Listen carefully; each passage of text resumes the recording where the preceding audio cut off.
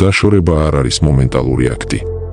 ეგ არის დროში და სივრცეში გაწელილი პროცესი, რომელსაც თავისი ეტაპები და კანონზომიერება აქვს. რას ნიშნავს ეს? ეს ნიშნავს იმას, რომ ადამიანის დაკარგვის შეგრძნება, მოწყენილობა, ნოსტალგია და ეჭვები ეგრევე არ ჩნდება. გარკვეული დროის შემდეგ ჩნდება. ანუ ქალთან ერთად რამდენიმე წელი გქონდათ ურთიერთობა და ამ დროს ფიქრობ, რაღაც მაინც ხომ უნდა შერჩენოდა მას. რანაირად შეუძლია ასე უბრალოდ აიღოს, დასვას წერტილი და წავიდესო. ხო და გიხსნი, რომ მის თავში ის უკვე დიდი ხნის წინ დაგშორდა.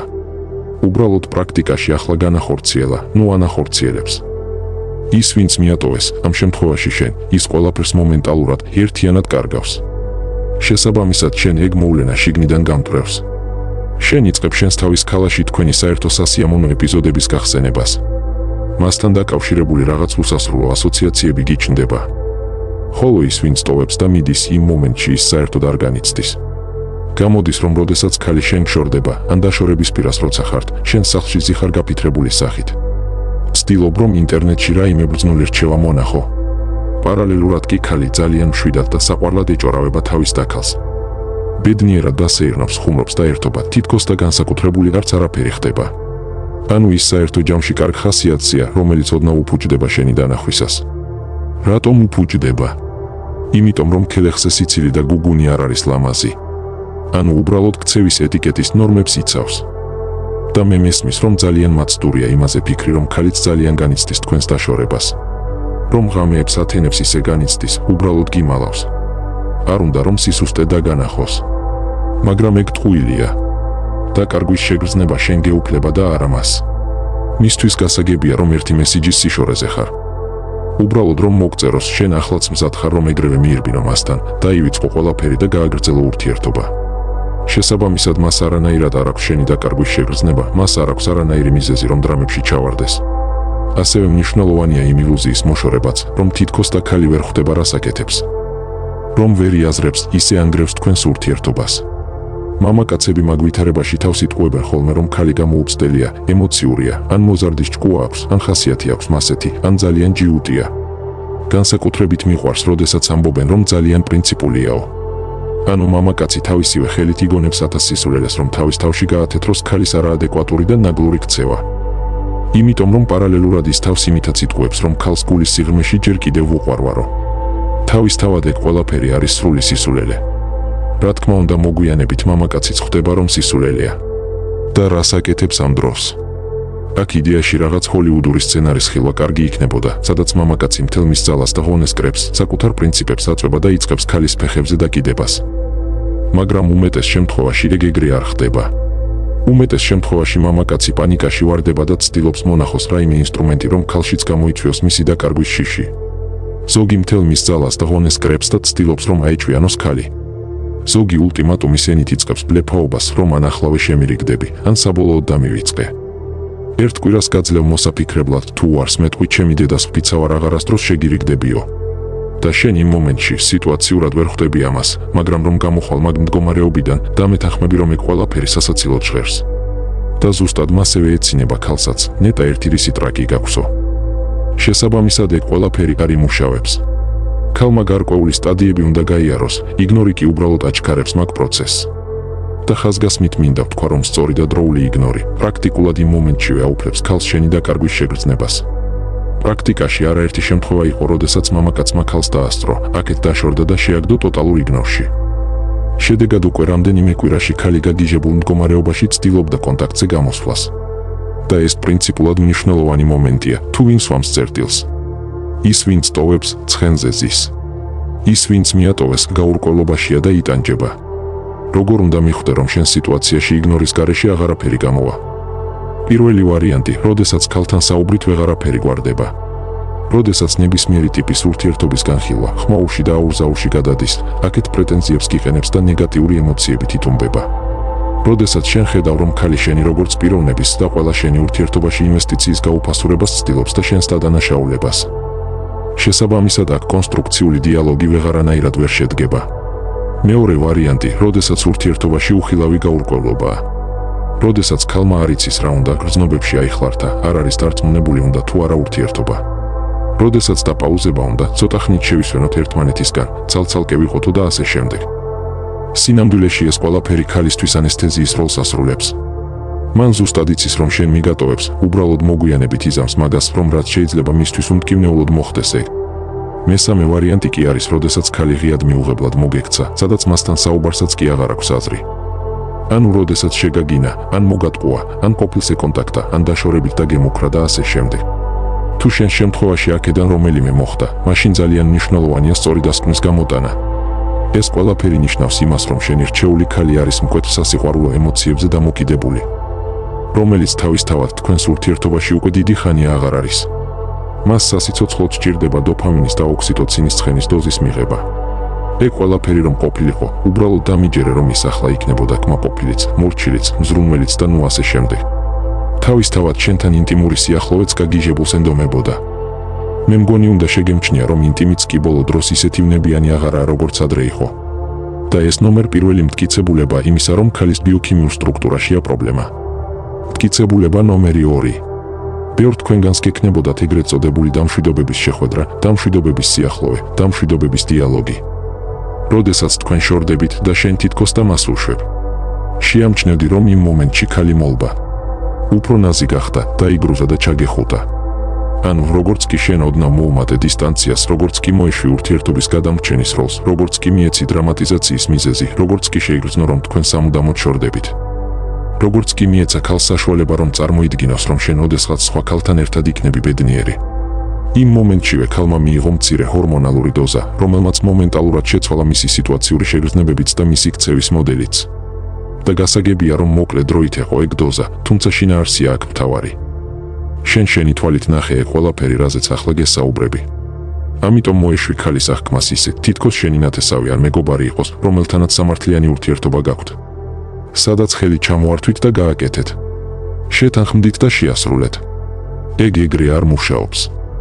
მასეთ ქალთან ურთიერთობა ყოველთვის და ყველაფერში ემოციებია და მეტი არაფერი. ემოციები კი ჰორმონებია. ხოლო იმისთვის, რომ გამოიყოს ჰორმონები, შესაბამის ღილაკებზე დაჭერა არის საჭირო. შესაბამისი სიტუაციური პირობების შექმნა არის საჭირო. ამ ყველაფრის მოსმენის შემდეგ მამაკაცებს უჩნდებათ კითხვები, ნეტა ვუყვარვარ თუ არა ქალს, ან ნეტა ვუყვარდი თუ არა ქალსო. ეგ არის კითხვების არასწორი ფორმულირება. შენ უნდა დასვა შემდეგი კითხვა. რა პირობები უნდა შევქმნა, რომ აი ამ კონკრეტულმა ქალმა მკვეთრი და ინტენსიური ემოციები განიცადოს ჩემს მიმართ? მოდით ერთ მაგალითს მოვიყვან, რომ მაგ ყველაფრის მექანიკური მუშაობის ლოგიკას უფრო მარტივად მიხვდეთ. დაახლოებით 1 თვის წინ წერს მამაკაცი, რომელსაც ჰქონდა ასე ვთქვათ დისტანციური ურთიერთობა. ანუ ქალს ჯერ არ შეხვედრია, თვითონ თბილისში ცხოვრობს, ქალი კი ბათუმში. მაგრამ მაგის მიუხედავად საკმაოდ დიდი ხანია, რაც მჭიდროდ ეკონტაქტებიან ერთმანეთს. მეუბნება, რომ შეიძლება არასერიოზულად ჟღერდეს, მაგრამ მე კონკრეტულად აი ამ ქალთან მინდა მთელი ჩემი ცხოვრება დავაკავშირო, მას კი არ უნდა თბილისში გადმოსვლა და რა გავაკეთო. როდესაც გავერკვიე დეტალებში, თავისთავად ავუხსენი, თუ რატომ არ გამოვა მაგ ყველაფრიდან არაფერი კარგი. ანუ ის უკვე რამდენიმე თვეა, რაც ქალს სხვადასხვა არგუმენტებით უმტკიცებს, თუ რატომ უნდა ჩამოვიდეს. რომ მას არ დასჭირდება მუშაობა, ხელის გულზე ატარებს, მოეფერება, მოულის და ასე შემდეგ. ქალს კი და ქალებთანაც და მშობლებთანაც აქვს განხილული ეგ ყველაფერი. მაგრამ მაგ ყველაფრის მიუხედავად მაინც არაფერი გამოდიოდა.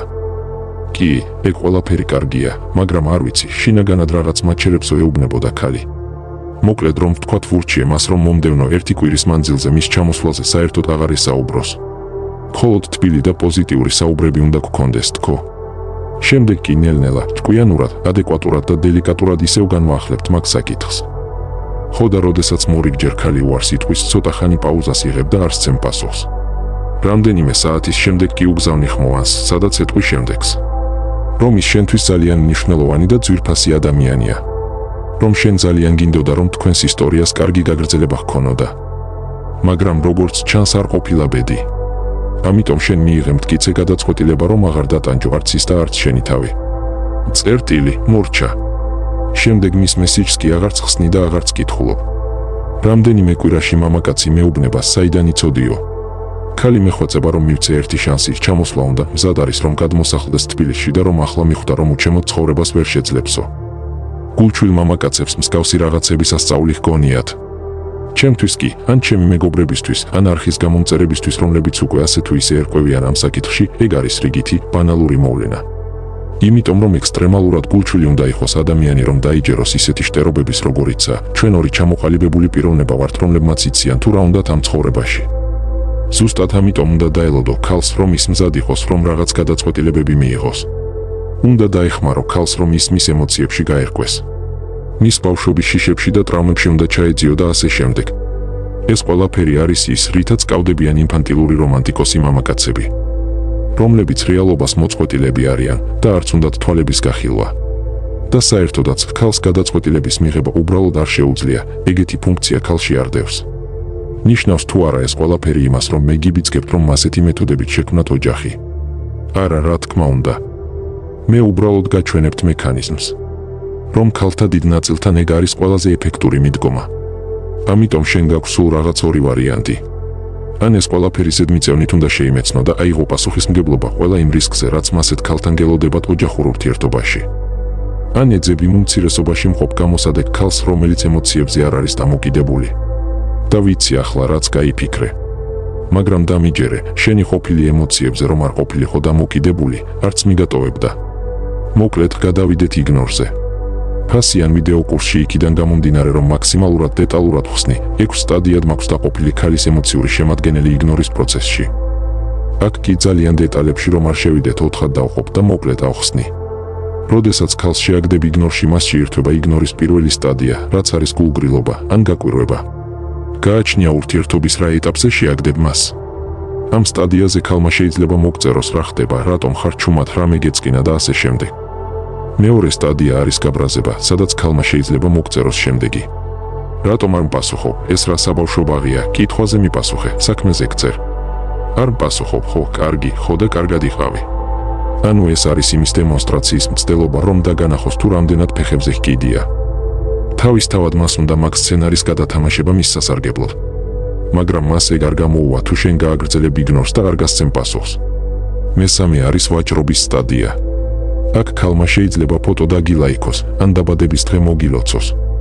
ან თუნდაც რაიმე ნეიტრალური მოგწეროს, თითქოს და არც არაფერი მომხდარა. ანუ დამაჯერებელ მიზეზს მონახავს რომ მოგწეროს. მეოთხე სტადია კი არის უშუალოდ ემოციური მონანიება. მაპატიე, შტერი ვიყავი, შენი ნახვა მინდა, გთხოვ მიპასუხე. აბსოლუტურად ყველა იგნორის სცენარი უნიკალურია, სხვადასხვა პერიოდი გრძელდება ესა თუ ის სტადია და სხვადასხვანაირი რეაქცია აქვს ქალს ამა თუ იმ სტადიაზე. ზოგი საერთოდ პარტიზანივით ჩუმადაა, უშუალოდ ბოლო სტადიამდე. ზოგი კი შეგდებისთანავე იწყებს ზარებს და მესიჯებს. მაგ ყველაფერზე ახდენს გავლენას ორი რამ. პირველი ქალის ფსიქოტიპია, მეორე კი თქვენი ურთიერთობის რა ეტაპზე და როგორ შეაგდე ის იგნორში.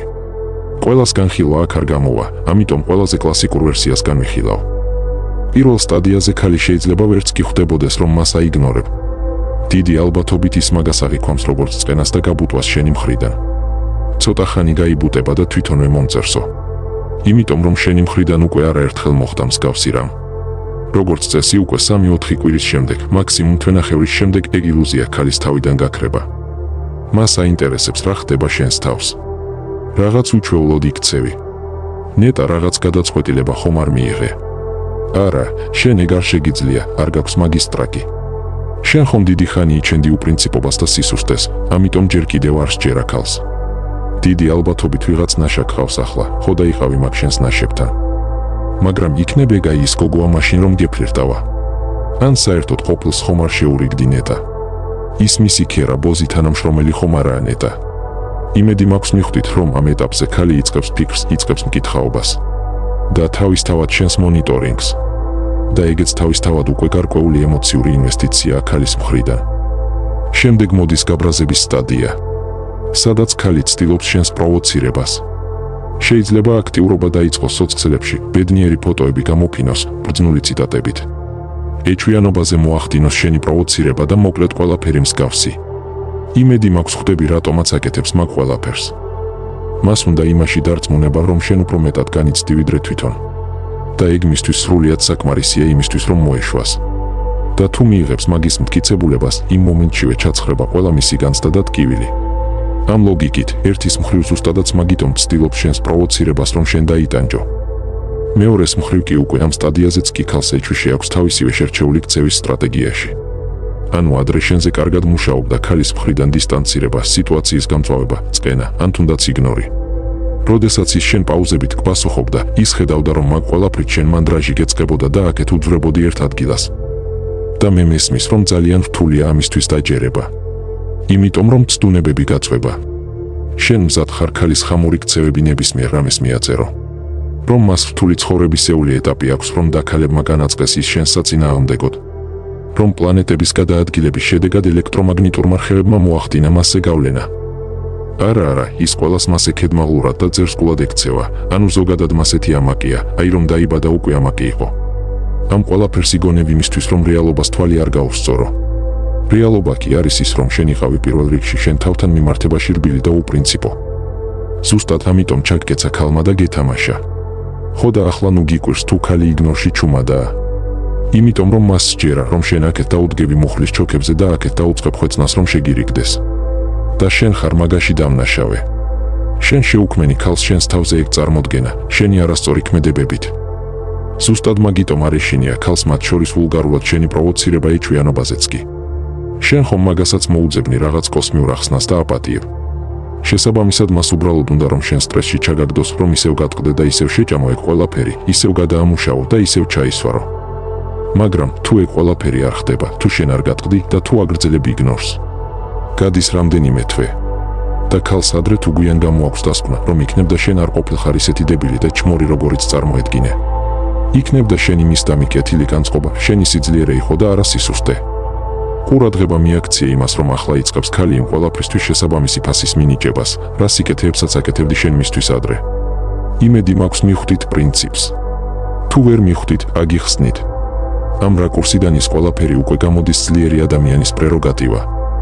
შენ დამცირებას იტანდი, აქეთ ურიგდებოდი მისი ხამობის შემდეგ. არ იყავი შენ თავთან მიმართებაში მკაცრი და არც ქალის აღზრდით იყავი დაკავებული. და მაგ ყველაფერს ქალი სიტუაციურად აღიქვამს როგორც სისუსტეს. და უნდა აღიარო, რომ შენ არც იყავი ძლიერი. სულ თავს იტყუებდი, სულ იგონებდი რაღაც იდიოტურ ახსნებს, თუ რატომ უნდა შეჭამო ეგ ნეხვი და რატომ უნდა გაუტარო. ხო და საქმეც იმაშია, რომ ახლა ქალი იწყებს საკუთარი თავის მოტყუებას. რადგან ახლა მას აწვება ემოციები. ახლა ის ცდილობს შენს გამართლებას და ძლიერად გამოხყავხარ. უბრალოდ როლები შეცვალეთ, არაფერი განსაკუთრებული არ მომხდარა. ადრე შენ იტყუებდი თავს, ახლა ის იტყუებს თავს. ზუსტად ამიტომ არ გამოვა არაფერი კარგი თქვენი ურთიერთობიდან. თავიდან ბოლომდე ილუზიებზე და საკუთარი თავის მოტყუებაზე აწყობთ თქვენს ურთიერთობას ნეირომედიატორი ჰორმონების ცვალებადობის მიხედვით. მოკლედ, ამ ყველაფრის შემდეგ გადადის ქალი ვაჭრობის სტადიაზე. ეს არის ის სტადია, როდესაც ქალი იაზრებს უკვე რომ ხელმიუწვდომებლობის თამაშით და ნაგლური ქცევით ვეღარ ახდენს შენზე გავლენას. შედეგად იწყებს თავის თავთან ვაჭრობას. ხომ არ მივწერო? არა, რომ მივწერო გაუფასურდები. იქნებ მაინც ჯობია რომ მივწერო. არა, არ მინდა. მოდი ჯერ ფოტოს და ულაიქებ. თუ რამეა და ვიტყვი რომ შემთხვევით დამეჭირა. ან კატამ გადაირბინა კლავიატურაზე ვეთყვი. აზრი იმაშია, რომ ქალს ქედმაღლობა უშლის ხელს, რომ უბრალოდ დადგეს შენს წინაშე და ჩადენილისთვის ბოდიში მოგიხადოს. თავისთავად გულწრფელ ბოდიშს გულისხმობ. ანუ ამ ეტაპზეც კი, ამდენი ხნის შემდეგაც კი ის არ არის დარწმუნებული იმაში, რომ შენ მასეთ კარგ დამოკიდებულებას იმსახურებ. ჯერ კიდევ ეჩვიეპარება. აქაც შეიძლება იყოს პროვოკაციები, მაგრამ უმეტეს შემთხვევაში უკვე პოზიტიური ხასიათის პროვოკაციები იქნება დაახლოებაზე მიმართული. გადის კიდევ გარკვეული პერიოდი და მხოლოდ შემდეგ მიდის ქალი იმ ემოციურ მდგომარეობამდე, რომ ბოდიშს გიხდის. რაც შეეხება მამაკაცის მხრიდან ყველაზე პოპულარულ შეცდომებს იგნორის მსვლელობისას. პირველი რაც უნდა გაიაზრო. იგნორი არის ბრძოლა. და ბრძოლა არის შენს თავთან და არა ქალთან. ქალი არაფერ შუაშია. ქალი ისეთია როგორიც არის. წარმატებულად ჩატარებული იგნორი ცვლის ქალის ემოციურ შემადგენელს, ხოლო მამაკაცის მენტალურს. შენ უნდა შეძლო და ყველა იმ ცდუნების მიუხედავად არ უნდა გატყდე და თავი აღარ უნდა იტყუო. აქედან გამომდინარე პუნქტი ნომერი 2. თუ ფიქრობ რომ არ გაქვს ერთი ადგილი რომ აიგნორო, ჯობია არც დაიწყო. იმიტომ რომ უარეს სიზამ. პუნქტი ნომერი 3. იგნორის მსვლელობისას შენი მხრიდან არაფერი პროვოკაციები არ არის საჭირო. პუნქტი ნომერი 4. არავითარ შემთხვევაში არ დაიწყო ახალი ურთიერთობა იქამდე, სანამ შუაზე იხევი შენი ყოფილის გამო. ეგ არ გიშველის. პირიქით უარეს გიზამს შენს და იმ ახალ ქალსაც. პუნქტი ნომერი 5. შენ ყველა ვარიანტში გაგიჩნდება ცდუნებები რომ დაარღვიო იგნორი და გახვიდე კონტაქტზე. აუცილებლად შეგექმნება ის წარმოდგენა რომ ქალს სულ ფეხებზეც ჰკიდი ხარ. შეგექმნება ის ილუზია, რომ უნდა მიწერო და შემდეგ მოგეშვება და არ უნდა მოტყუდე. პუნქტი ნომერი 6. არ არის საჭირო ქალის ცხოვრების ანალიზი, იმის გადამოწმების მიზნით, რომ ნეტა მუშაობს თუ არა იგნორიო. იმიტომ რომ იგნორის მთელი ტვირთი აქეთ შენ მოგაწვება. პუნქტი ნომერი 7. ნუ ეკონტაქტები მის და ქალებს და საერთო ნაცნობებს. ყოველი შემთხვევისთვის თქვენს შესახებ არ ილაპარაკო. ხშირად ჩნდება კითხვა, რა საჭიროა იგნორი, რატომ არ შეიძლება ქალთან დაჯდომა და დალაპარაკება როგორც ორი ჩამოყალიბებული ადამიანი. აგიხსნი ახლა რატომაც ვერ შეიძლება. დაშორება არის აბსოლუტურად ყოველთვის ისეთი სიტუაცია, როდესაც ერთი მხარე აშავებს. პრაქტიკულად არ ხდება ისე, რომ აი ორი ადამიანი დაჯდა, დაილაპარაკეს, შეთანხმდნენ და გადაწყვიტეს ცივილურად დაშორება. ეგ თავისთავად ტყუილია. გარედან სულ რომ მასე ჩანდეს, შინაგანი განწყობა აბსოლუტურად ყოველთვის არის შემდეგნაირი. ერთ მხარეს სულ ფეხებზე ჰკიდია, მეორეს კი სტკივა. იმიტომ რომ წყვილს ყოველთვის აქვს ერთმანეთთან გარკვეული ფსიქოლოგიური პასუხისმგებლობა აღებული. ერთმანეთს რაღაცებს დაპირდნენ, დაიფიცნენ, გეგმები დაისახეს. მათ შორის ერთმანეთის მიმართ პრეტენზიებიც ჰქონდათ. და უცებ შორდებიან. ეგ კი ჰგავს ბრძოლას. სასიკვდილო ბრძოლას. და აუცილებლად ერთ-ერთი მხარე რჩება იმ გაუსაძლის ტკივილთან ერთ-ერთზე. აქ კი უკვე პირველ ეტაპზე აღარაფერი შველის მას. არც გასაუბრება და არც ფსიქოლოგი. ის განწირულია მაგ ტკივილისთვის. საბოლოო ჯამში დაშორება არის დამნაშავე მხარის დადგენა. ძალიან იშვიათად ხდება, როდესაც ვიღაცა გულწრფელად ამბობს, რომ მე დიდი ხანი ვიფიქრე და მივედი იმ დასკვნამდე, რომ უნდა დავშორდეთ, იმიტომ რომ მე ცუდი ადამიანი ვარ და ცუდად გექცევიო. უმეტეს შემთხვევაში პირადი კაიფის გამო აკეთებს მაგას ადამიანი. მაგალითად მამაკაცი, რომელიც ეუბნება ცოლს, რომ მე შენ ცუდად გექცევი, შენ უკეთეს იმსახურებ, ამიტომ უნდა წავიდეო. და უცებ ნახავ, რომ საყვარელთან გაიქცა. ანუ სინამდვილეში რამეს კი არ ნანობს, უბრალოდ იშორებს ცოლს, რომ რაც შეიძლება მალე გაიქცეს საყვარელთან და დატკბეს პროცესით. ლამის ყველა სიტუაციაში მასე იქცევა ადამიანთა უმრავლესობა განურჩევლად სქესისა.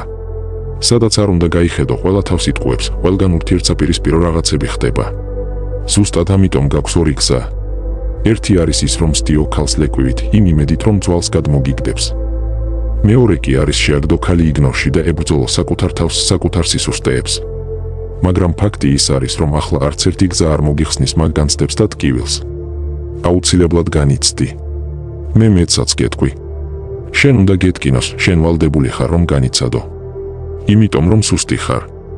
შესაბამისად გზა, რომელითაც სახვალ გადაწყვეტს იმას, გაძლიერდები, თუ მასეთივე სუსტ და საცოდავ მდგომარეობაში დარჩები.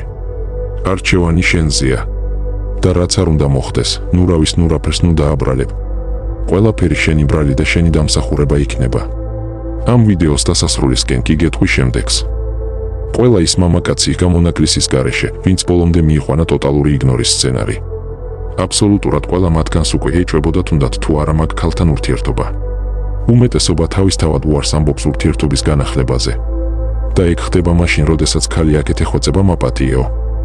და მე მესმის, რომ შენ ახლა ვერც კი წარმოგიდგენია, რომ ქალი აქეთ ხვეწნით მოვა, შენ კი აქეთ ეტყვი მას გულწრფელ უარს. მაგრამ ეგ ეგრე მუშაობს. მე დარწმუნებული ვარ, რომ პრობლემურ ქალთა ნაწილი აქამდე არც მოусმენს და კომენტარებში დაწერს შემდეგნაირ ტექსტებს. თუ დამაიგნორა, ისეც დავაიგნორებ, რომ საკუთარი არსებობა დაავიწყდება. თუ დამაიგნორა, ემანდ მორჩა ყველაფერი. ეგ სუსტ ქალებზე მუშაობს, მე ძლიერი და დამოუკიდებელი ქალი ვარ და ჩემზე არ იმუშავებსო. კიდევ ერთი ძალიან მნიშვნელოვანი ნიუანსი. ტოტალური იგნორი არის იმ წყვილებისთვის, ვისაც არ ჰყავს საერთო შვილი. თუ საერთო შვილი გყავთ, არ მიმართო იგნორს. მაგ ვითარებაში სიტუაციიდან გამომდინარე სწორად შერჩეული დისტანცირების მეთოდის გამოყენება არის საჭირო. იმის მიუხედავად, რომ მაქვს ტოტალურ იგნორზე დახურული ვიდეო კურსით, სადაც ბევრად მეტი ინფორმაცია დევს და ბევრად დაწვრილებით არის ყველაფერი განხილული, მე გირჩევ ჯერ სხვა ვიდეო კურსების შემეცნებას. ყველაფერი ქალების შესახებ და ურთიერთობის მმართველი. რომ უკეთ გაერკვიო ქალის ლიმბურ სისტემაში, ქალის მოქმედების მექანიზმში. ბმულები ტრადიციულად აღწერაში და პირველ კომენტარშია. შესაძენად მომწერე WhatsApp-ზე. ვიდეოს მოწონება არ დაგავიწყდეს, რომ რაც შეიძლება მეტად გავრცელდეს.